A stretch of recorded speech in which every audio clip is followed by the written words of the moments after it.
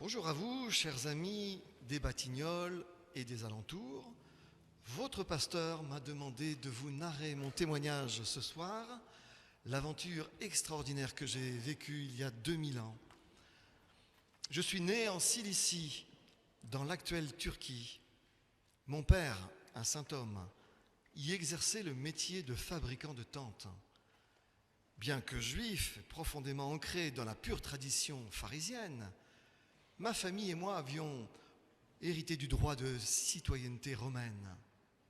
Vous m'avez reconnu, je suis Saul de Tarse, appelé l'apôtre des gentils. Mais avant vraiment de vous raconter mon témoignage, j'aimerais encore prier avec vous, avec ce psaume 116, « J'aime l'Éternel ».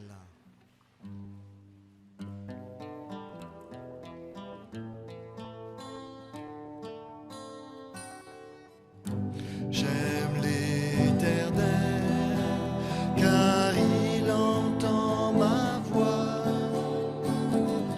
Il a penché son oreille vers moi.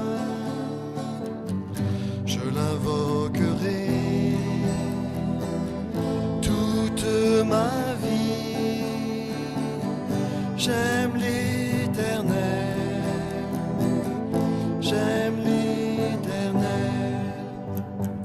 il a délivré mon âme de la mort, mes yeux des larmes, mes pieds de la chute. L'Éternel est miséricordieux et juste, il est plein de compassion. J'aime l'Éternel, car il entend ma voix. Il a penché son oreille vers moi. Je l'invoquerai toute ma vie. J'aime l'Éternel,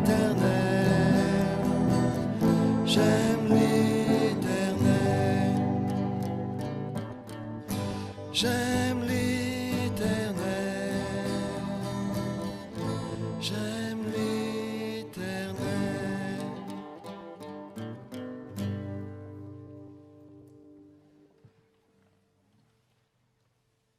Comme je l'ai écrit aux Galates, je vous le déclare, frères, ce soir aussi, que l'évangile qui a été annoncé par moi n'est pas de l'homme, car moi-même je ne l'ai reçu ni appris d'un homme, mais je l'ai reçu par une révélation de Jésus-Christ.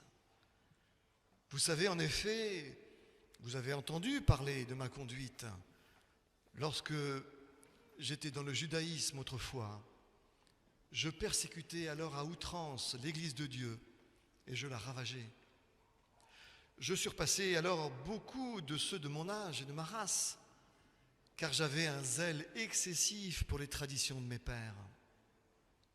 Mais quand celui qui m'avait mis à part dès le sein de ma mère et qui m'a appelé par sa grâce a trouvé bon de révéler en moi son Fils pour que je l'annonce parmi les païens, aussitôt, je n'ai consulté ni la chair ni le sang, et je ne suis pas monté à Jérusalem vers ceux qui furent apôtres avant moi, mais je partis pour l'Arabie. Puis je revins encore à Damas. 3 ans plus tard, je suis monté à Jérusalem pour faire la connaissance de Céphas, Pierre. Mais je n'ai vu aucun autre apôtre. Je n'ai vu simplement que Jacques, le frère du Seigneur. En écrivant ceci ou en le disant ce soir, voici devant Dieu, je ne mens pas. Je me rendis ensuite dans les contrées de la Syrie et de la Cilicie. Or, mon visage était inconnu des églises de Judée qui sont en Christ.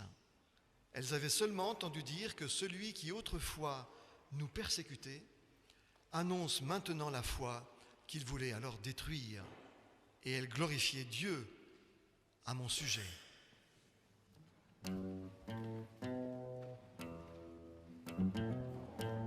Papa, papa, papa, papa, papa, papa, papa. Seigneur, tu cherches tes enfants, car tu es l'amour. Tu veux unir tous les vivants grâce à ton amour. Seigneur, ô Seigneur, oh, prends en ton Église tous nos frères de la terre dans un même amour. Papa, papa, papa, papa, papa, papa, papa, papa. Seigneur, tu vois le monde entier, car tu es l'amour. Fais-nous les membres de ton corps, grâce à ton amour. Seigneur, ô Seigneur, oh, prends en ton Église tous nos frères de la terre dans un même amour. Papa, papa, papa, papa, papa, papa, papa. Seigneur, tu calmes notre faim, car tu es l'amour. Partage à tous le même pain, grâce à ton amour. Seigneur, ô Seigneur, oh, prends en ton Église tous nos frères de la terre dans un même amour. Papa, papa, papa, papa, papa, papa, papa. C'est vrai, moi, Saul de Tarse, devenu Paulus le petit, je ne mérite pas d'être appelé apôtre, car j'ai persécuté l'Église de Dieu. Mon père m'avait confié entre les mains du grand rabbi Gamaliel à Jérusalem, afin que je devienne moi-même rabbi. Or, comme je l'ai dit, je surpassais dans le judaïsme beaucoup de ceux de mon âge et de ma race, car j'avais un zèle excessif pour les traditions de mes pères. De la race d'Israël, de la tribu de Benjamin, hébreu né d'hébreu, circoncis le 8e jour, pharisien, je détestais cette secte haïssable des chrétiens. Outre le fait qu'il me semblait blasphémer horriblement devant Dieu, il représentait une vraie menace d'égarement pour ce peuple d'Israël qui était déjà dans une situation difficile. Avec mes amis, nous avions résolu de combattre sans répit ces illuminés distordaient notre doctrine pharisienne de la résurrection. L'un d'entre eux, nommé Étienne, n'hésitait pas à haranguer les foules à Jérusalem. Nous décidâmes de le prendre à ses mots en public. Cet hérétique était cependant très habile. Il semblait d'autant plus dangereux qu'il émanait de lui une sorte de sagesse sans malice. Finalement, lorsqu'il nous traita, tel Moïse, d'homme au cou raide, nous le poussâmes hors des murs pour une lapidation en règle. Certes, comme j'étais encore seulement un jeune homme, on m'ordonna de garder simplement les affaires, les vêtements des vengeurs de Dieu. Je me promis cependant d'apporter ma contribution et mon zèle pour l'extermination de cette doctrine. Après quelque temps, j'obtins enfin du souverain sacrificateur, le souverain prêtre, la plus haute distinction du Sanhédrin, le soutien pour aller faire jeter en prison en Syrie, à Damas, ces hérétiques. Je commençai par Jérusalem, par une persécution si intense que la majeure partie des chrétiens s'enfuit vers le nord, dans la Syrie. Je fulminai contre ces gens. Je n'éprouvais aucune pitié. Pour moi seul comptait l'honneur de Dieu et le maintien des traditions de mes pères.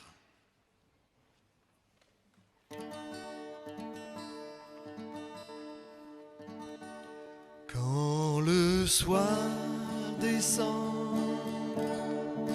sur ma peur,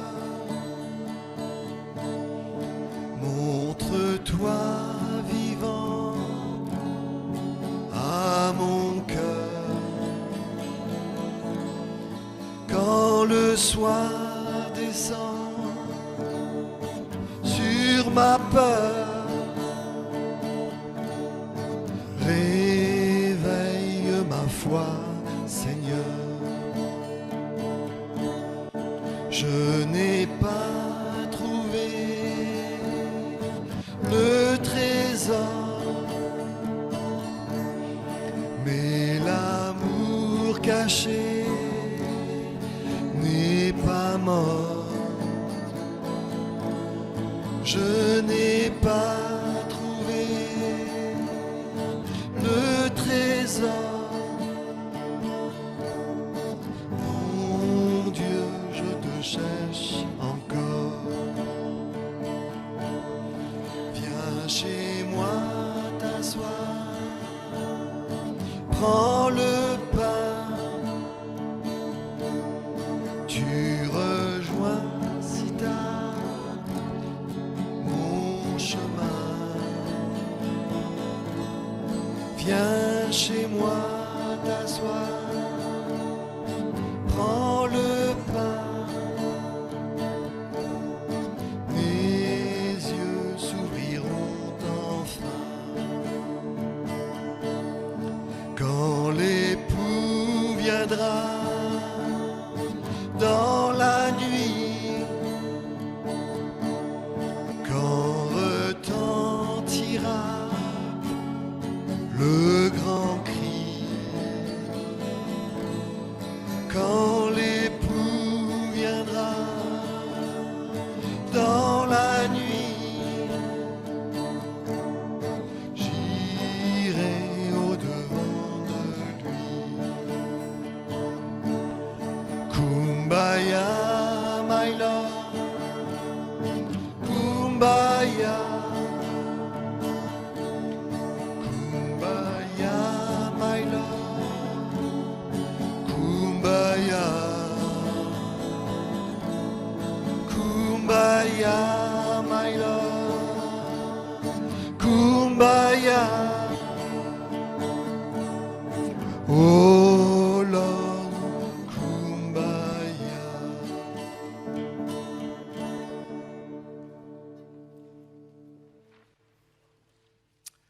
Moi, Saul de Tarse, zélateur affirmé de Moïse, de la loi de Moïse, et grand pourfendeur de l'hérésie chrétienne, j'ai essayé de convaincre celles et ceux qui se disaient chrétiens. À chaque fois que l'occasion m'a été donnée, j'ai essayé de les convaincre de renoncer à cette voie. J'ai interrogé des dizaines d'entre eux pour connaître jusqu'où allait leur démence. Tous considéraient unanimement que Jésus de Nazareth était le Messie attendu par certains membres du peuple. Les uns affirmaient qu'il avait réalisé des signes, et ces signes prouvaient que la puissance de Dieu marchait avec lui. Vous adorez donc un sorcier, un magicien, leur rétorquai-je dans ma hargne. D'autres expliquaient qu'une sagesse exceptionnelle ressortait de toutes les paroles du Galiléen. Son enseignement est d'une profondeur magistrale, disait-il, et sa connaissance de la Torah est inégalée. Inculte, fulminai-je, si vous aviez été élève du grand Rabbi Gamaliel, vous auriez vu ce que c'est que quelqu'un qui s'y connaît en Torah.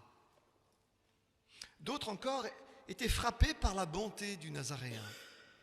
Il a su redonner espoir à des centaines de personnes.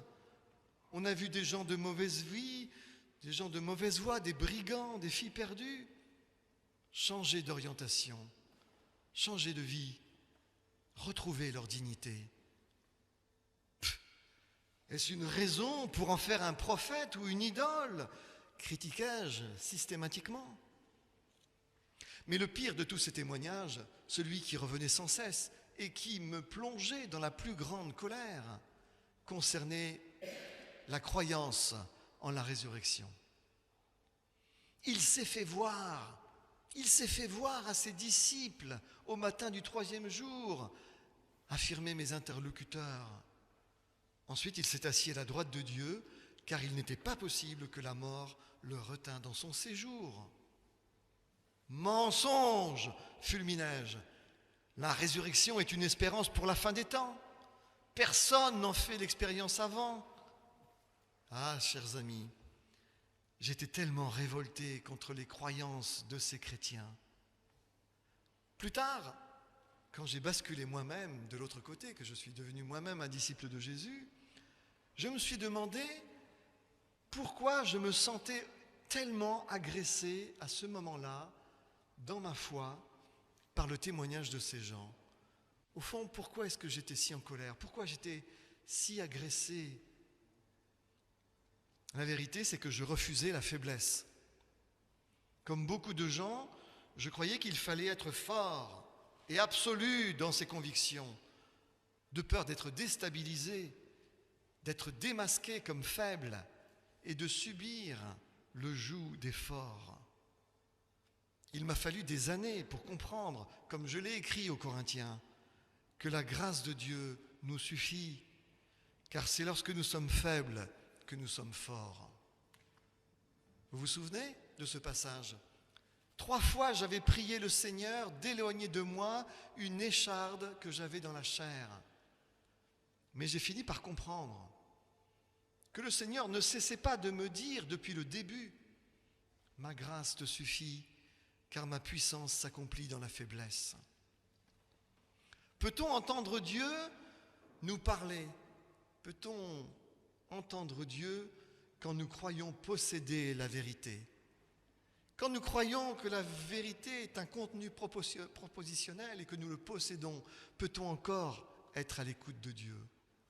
Peut-on saisir la volonté de Dieu quand nous nous hissons nous-mêmes sur son trône avec nos moi-je, nous qui pensons détenir la vérité, la sagesse, la piété, et que nous ne voyons pas alors que cette sagesse, cette piété est comme un aveuglement, une surdité? C'est donc quand je suis faible, c'est-à-dire quand je suis humble de cœur, humble d'esprit, disposé à accueillir le plus grand qu'est le Seigneur. C'est quand je suis humble, quand je suis faible, que je suis fort. Christ nous montre cela sur la croix.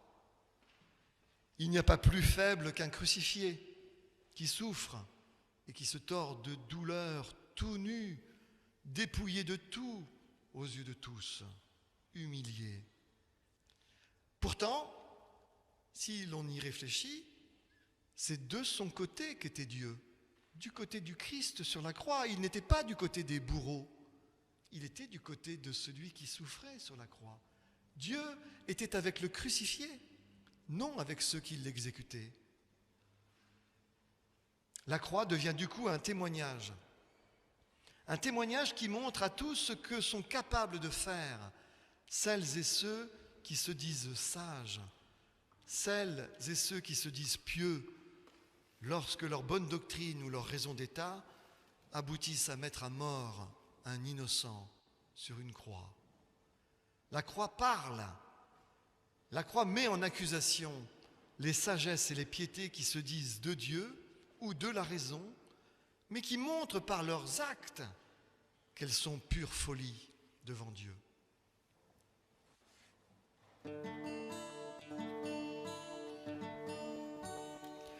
Ils ont mis le Maître sur la croix. Ils ont mis le Maître sur la croix. Oh, je tremble, tremble encore quand je repense à sa mort. Ils ont mis le Maître sur la croix. Il disait, je suis venu chercher mes brebis, elles étaient égarées.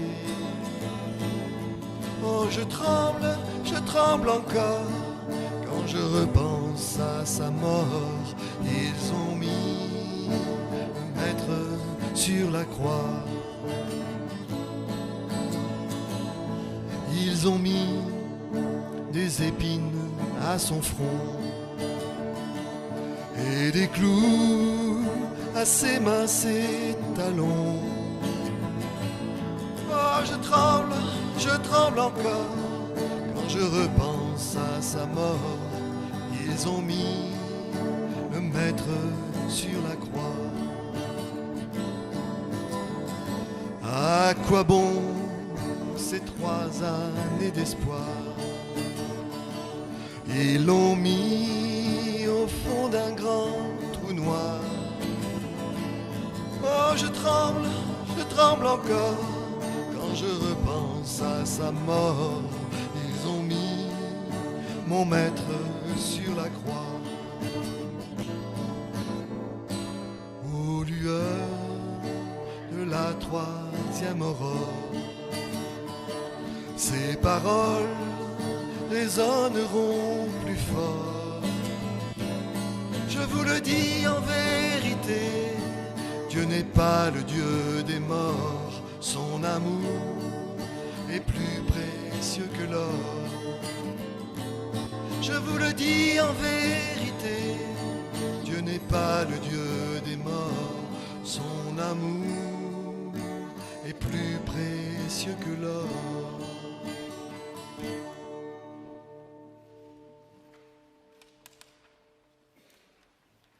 Alors l'auteur du livre des Actes raconte ma conversion sur le chemin de Damas.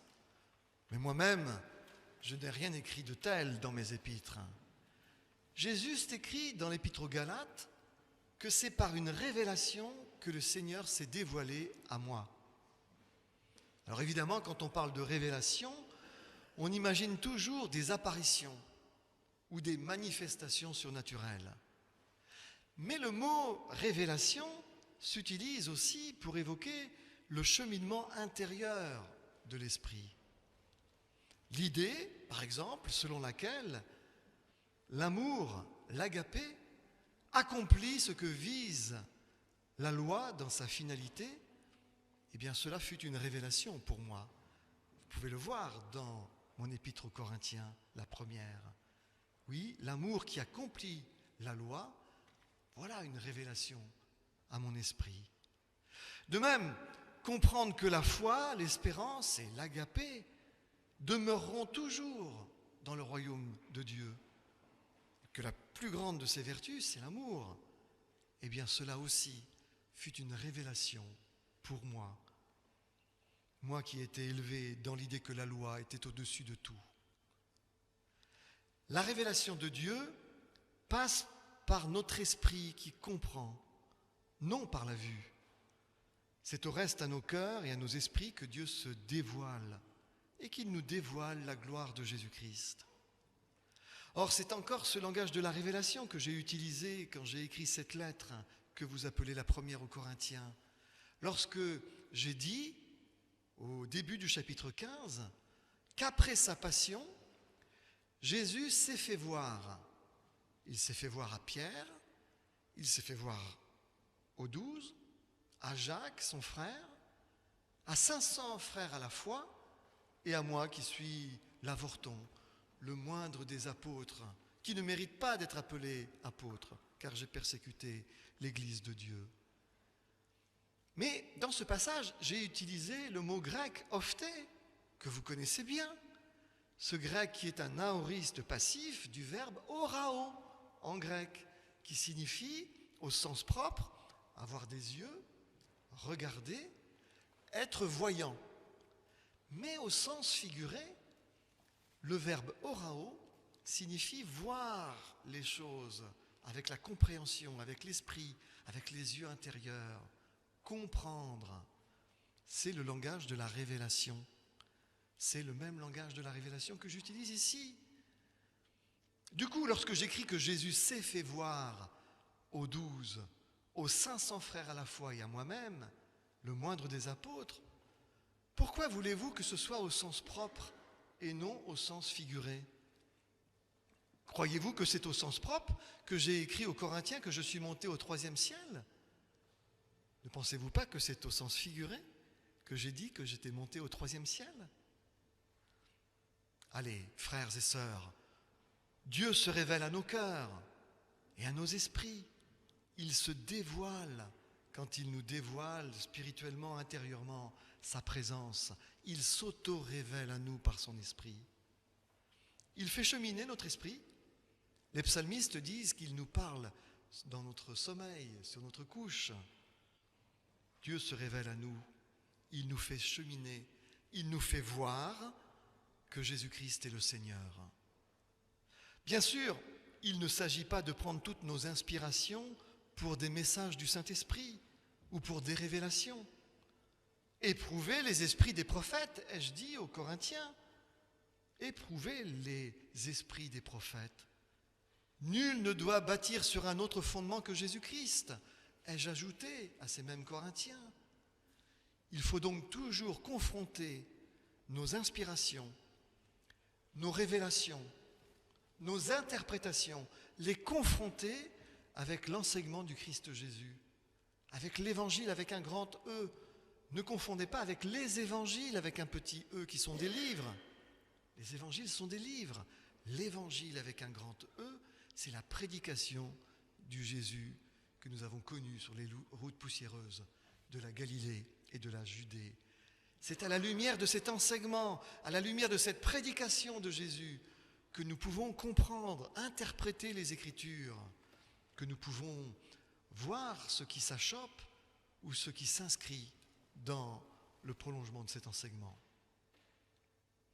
L'évangile de Jésus-Christ est le critère pour évaluer toutes les inspirations, toutes les révélations, toutes les interprétations. Mais voilà, l'heure tourne et il me faut vous laisser vivre à présent ce temps de la scène que Jésus a institué au soir de sa passion. Un dernier mot avant que je parte. Frères et sœurs, soyez toujours joyeux. Le Seigneur est proche, proche de chacun d'entre nous. Le Seigneur est avec vous.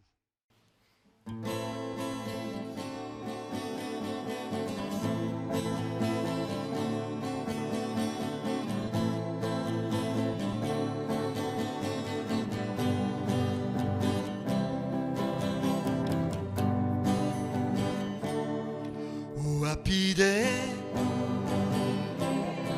oh happy day, when Jesus wash, when Jesus wash, my Jesus wash, he washing my sin away.